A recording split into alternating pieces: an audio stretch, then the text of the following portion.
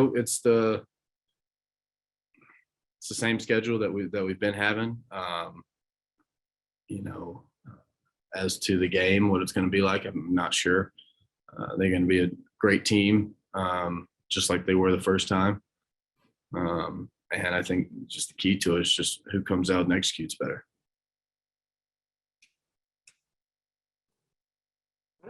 Next, we'll hear from Dan Mathews. Dan?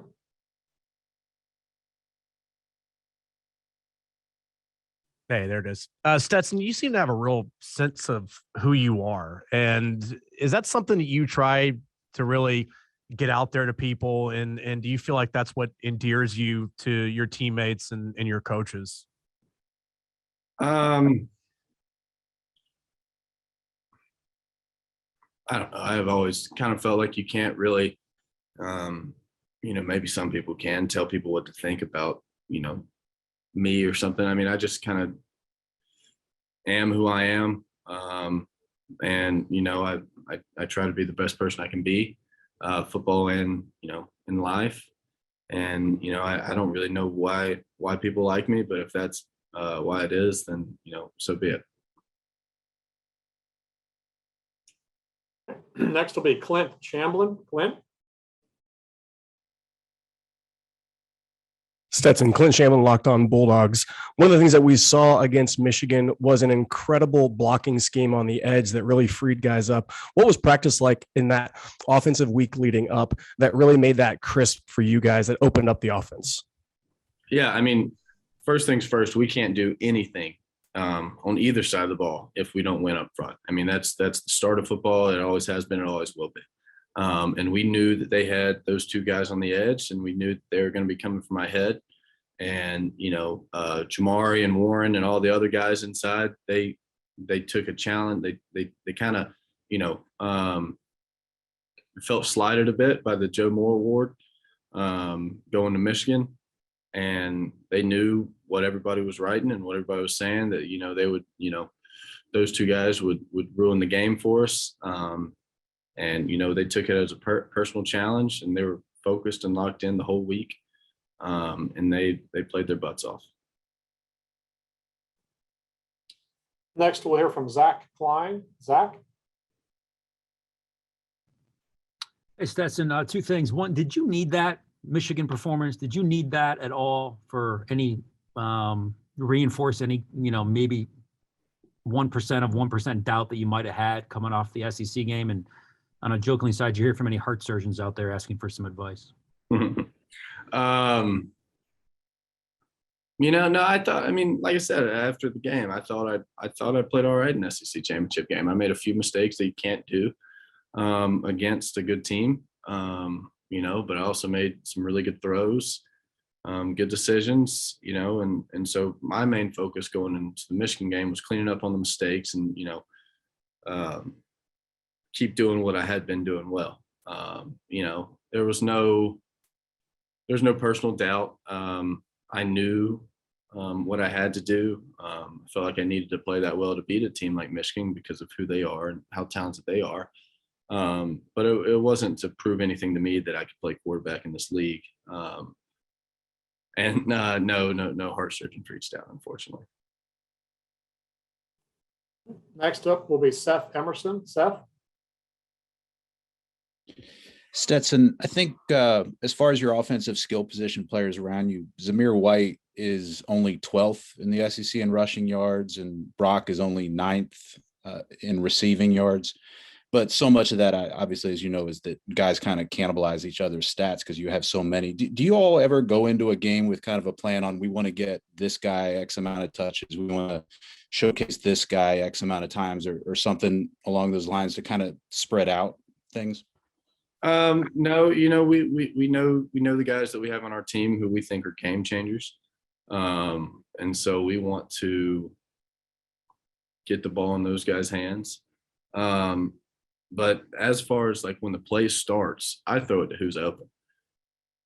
I'm not, there are certain times when it's man-to-man, it's matchups. When you think you have, the matchup that you want, then you go there. But it's never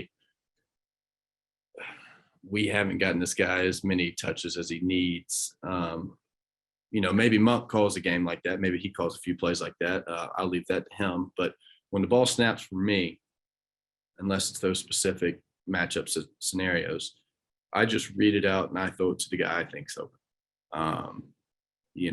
And I think that's a strength of this team on offense and defense. Our defensive scheme doesn't, like Michigan, they wide rush. They those two guys go for sacks.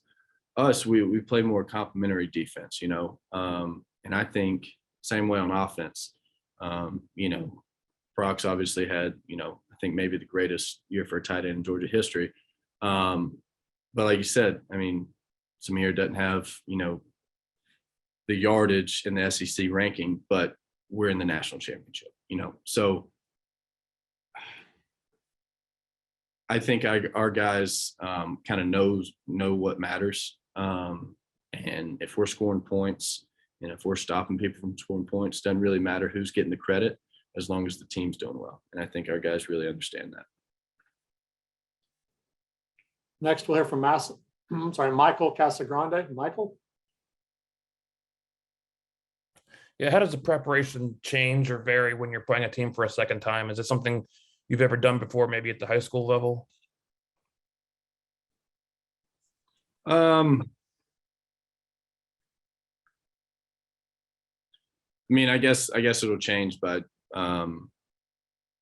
watching a good bit of the previous game. But as far as the schedule and what I'm going to watch day to day, no, that's not going to change. And to answer your question, no, I've never. I don't believe played the same team twice in a season.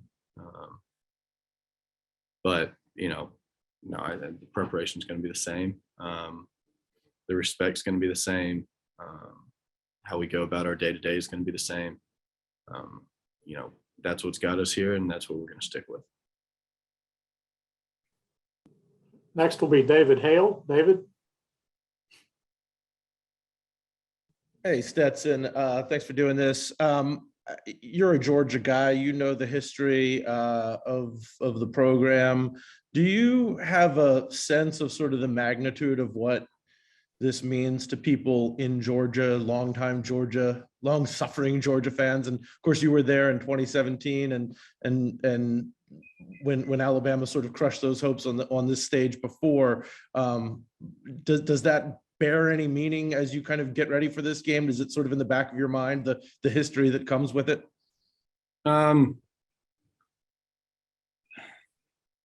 Maybe I'm not capable of holding that kind of weight on my shoulders, but no, I'm just treating this as a football game. Do I know this means a lot to a lot of people? Yes.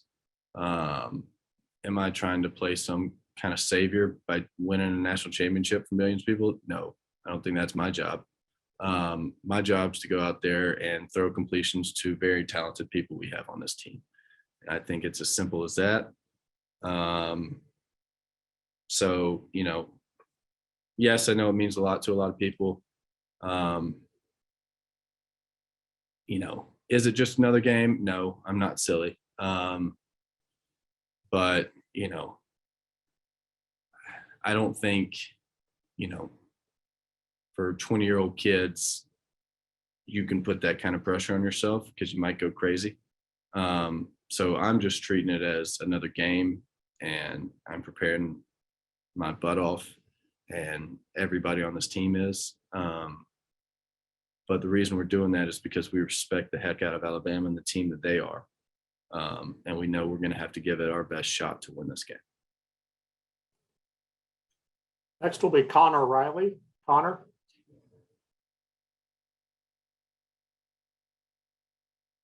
There we go. Hey, Stetson, thanks for doing this. Coaches say all the time that recruiting stars or your recruiting ranking doesn't matter when you show up. But from a player perspective, how, I guess, aware are you of that, and how, if at all, does it, factor into, hey, I should be playing earlier, or I should be playing over this guy?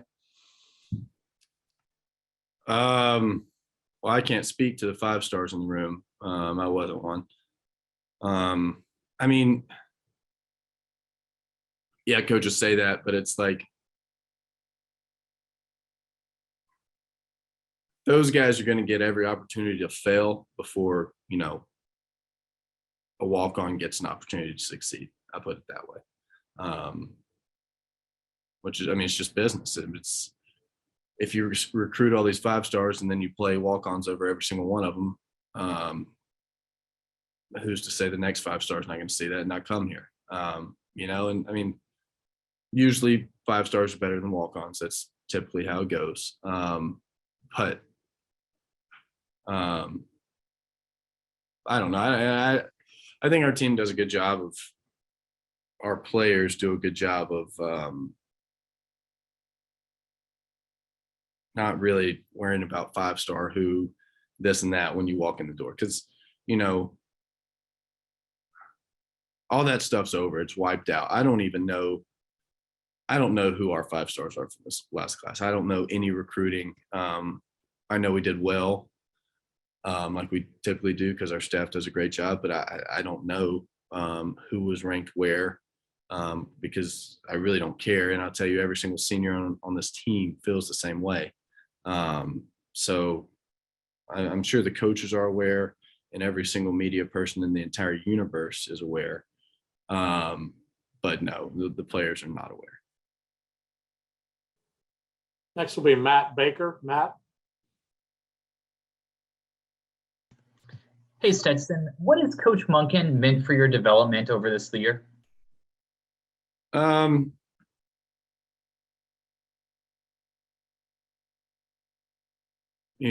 Tons. He's a great coach, extremely knowledgeable. There was a lot of times where I wasn't playing, so I kind of had to take that development on my own and do that stuff. But the meeting time and just listening to him talk, because he does like to talk, but just listening to him talk in the meetings, that's invaluable. Those things are, that's why he gets paid what he gets paid, is to just talk to people like us to make us better. And then obviously the play calling, but just sitting there trying to be a sponge, trying to write down everything I can write down, trying to, learn from somebody who's been in this business for 35 years at the highest level. It's been, obviously I'm a lot better than I was last year, so it's helped. Next will be Chip Towers. Chip.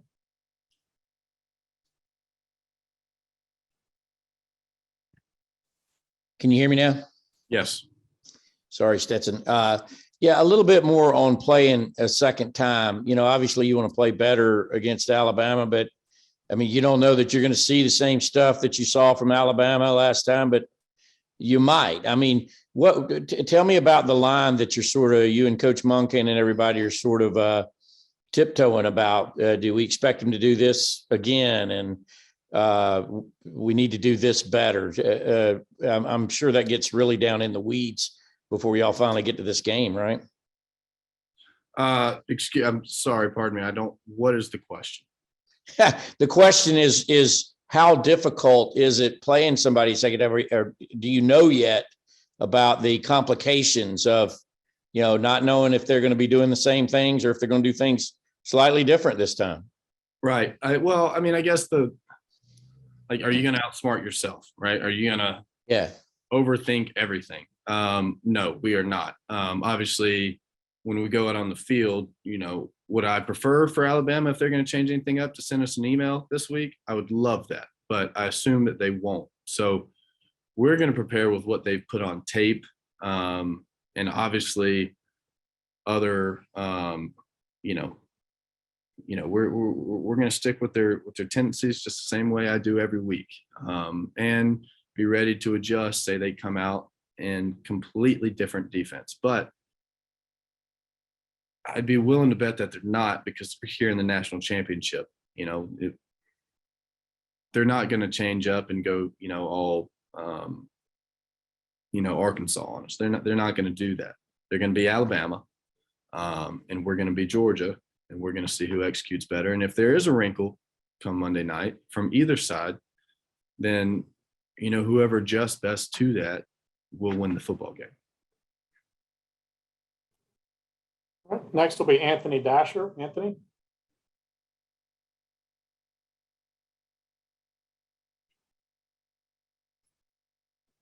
Hey, Stetson, sorry about that.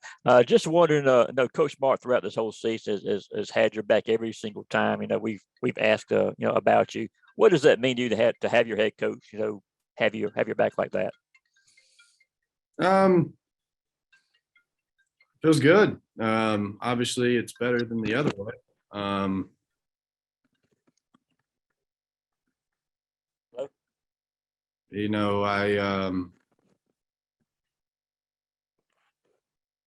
It feels nice, and I appreciate it from him. All right. And our final question will be from Heather Dinich. Heather? Stetson, you're clearly very level-headed about the big picture here, but I'm wondering if you and your family have had a time to talk about, appreciate where you have come from, where you are right now, and the opportunity that's in front of you, and what it means to you on a personal level. No, we haven't had time to sit down and break it all down. I'm sure that'll be a long talk. But I appreciate everybody giving my story so much, attention, but, every single player on this team, even though they're more highly recruited, they all came from a little high school with no, besides, the players with the ginormous high schools, but like most of the guys on our team came from small schools in Georgia. They haven't seen the splendor of a college football national championship yet. They never had experienced that. Maybe they went to the Army All-American game, but they've been working just as hard as I have for just as long as I have. So, to answer your question, no, we haven't sat down and talked about it. But it's not like I'm the only one who has done so much for themselves because of where they started. Every single player on this team has worked hard to get to play in the national championship. And, hopefully after this season, after this game, hopefully we play well enough to beat a great Bama team. And then hopefully every single one of us can sit down and just talk about, wow, did you see how bright those lights were? That was pretty awesome. So, we'll see when that time comes.